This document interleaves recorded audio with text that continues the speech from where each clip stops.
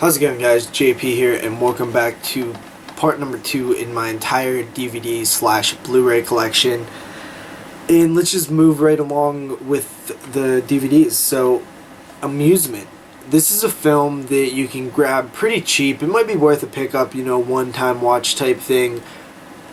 It's kind of like an anthology, and there's a segment about a clown. It's kind of based on an urban legend about a babysitter and a room filled with clown statues and dolls and stuff.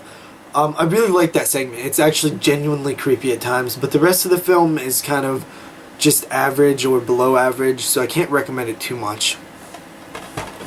After that, we talk about Anatomy. Now, this film was pretty cool. Moods616 hooked me up with this one, and it's German, I believe. I want to say it's German, about it's kind of a real unique horror film. You kind of don't you don't see stuff like this every day, but about 3/4 of the way in, all of a sudden it turns into like a generic like slasher, and it kind of like takes away from it a bit. So there's definitely some flaws, but it definitely has some cool scenes with the human anatomy and stuff.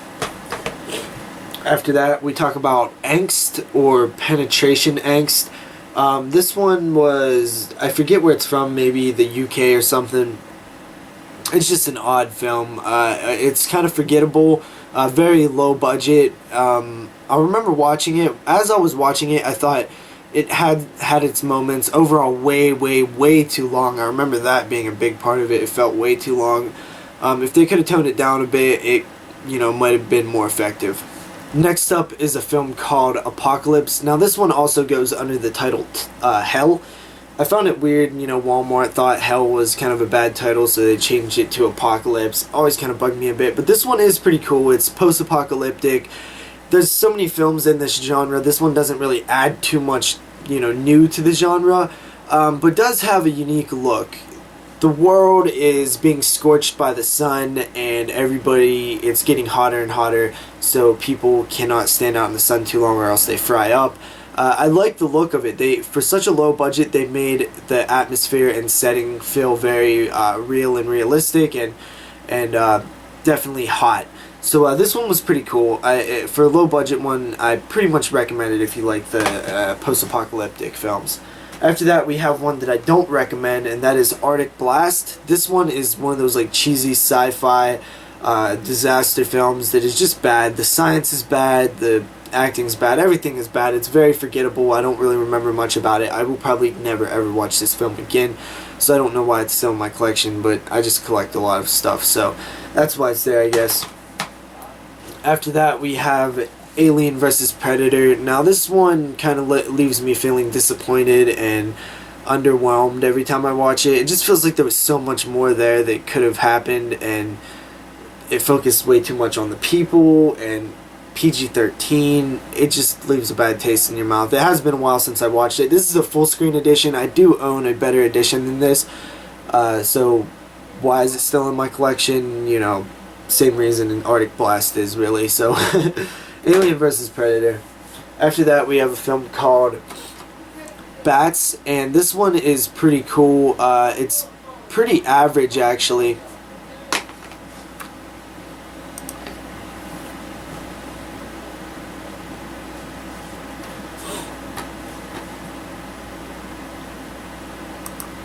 Next up is a film called Bats. This one's pretty average. I talked about it last October in my 31 Days of Horror.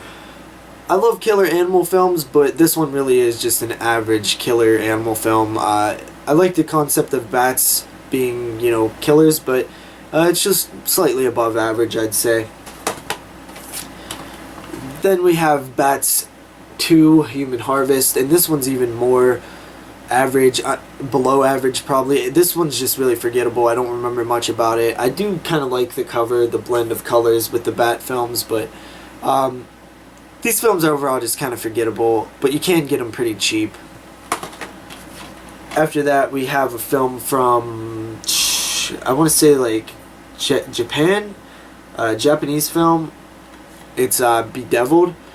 This one was pretty good, actually. I really did enjoy this one. It's pretty fucked up. It kind of leaves you feeling a little down afterwards, so don't watch it if you're in a bad mood. You might come off a little depressed afterwards, but definitely a highlight watch over the past year. I definitely had a lot of fun with this one.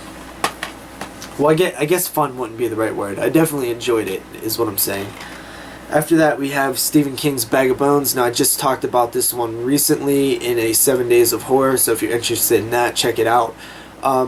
This one's, has its moments, but overall, not the greatest Stephen King adaptation in the world. After that, we have a film called Believers. I actually really like this one. I love the cult-style films where there's some kind of weird, creepy cult. Nothing creeps me out more than religious extremists, religious people who are so die-hard about things and are willing to do anything to, show the world their beliefs, and, it just really creeps me out. Like The Mist, the woman in The Mist is terrifying to me, how she can manipulate a whole group of people with her religious beliefs and pretty much get them to turn on everybody. Cults really creep me out, and this film has a great ending, so definitely check this one out if you like stuff like Children of the Corn and things like that. After that, we have a edition of Big Trouble in Little China. Now, this is the first time I ever seen this film. I've only seen it once, and when I bought this, it was the first time I seen it. And it really kind of felt like a video game. Like, even the cover reminds you of like an old NES video game artwork, because it like feels like they're battling bosses, and the whole film just feels like a video game. I really like Big Trouble in Little China. Very fun Carpenter film. After that, we have Black Christmas. This is the remake, Black Xmas. I kind of like this one in a guilty pleasure style way. It's not fantastic. It's definitely nowhere near the original, but it has some okay moments. I really like the flesh cookies, and a lot of the chicks in here are pretty hot, so that's a plus. After that, we have one of my all-time favorite films. We're talking The Blair Witch Project. I just love this film. It's so creepy to me. Fantastic ending. It's just, in my opinion, it's the scariest movie ever made. And I can totally see why nobody else would feel that way, or why some people wouldn't feel that way, because it is not going to work for everybody. People that get it, get it. People that don't get it, just, it's not their cup of tea, and that you can't tell them any different, because it's just a film that is so hard to see it a certain way. You have to look at it a certain way, and some people just can't do that, or just it's not interesting enough to do that for them, which is totally fine. I love Blair Witch Project though, and I love people who kind of get it like I do and see it the way I see it. I could talk about it for hours with those people. So Blair Witch Project is such a fantastic horror film in my opinion.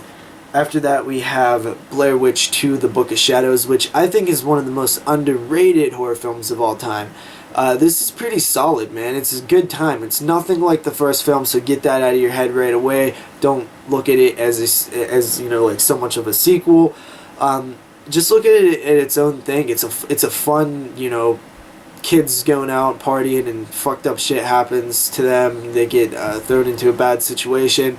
I really like the ending. I love Blair Witch Project too. It's a lot of fun. It's really kind of a good film to watch, in the fall, drinking or something. And finally, for this part, we have The Blob, which I just seen this for the first time, maybe a year and a half ago.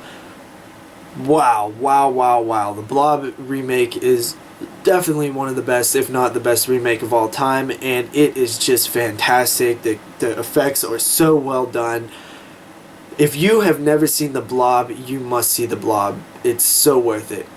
So, with that said, that's part 2 of my entire DVD collection. Like I said, this is going to be a long series, so if you're sticking around till the end, I really appreciate it, and I have a lot of fun doing these. I love talking about all the movies in my collection, so, drop me a comment. I'll swear that I'll reply to it eventually, so peace out, guys.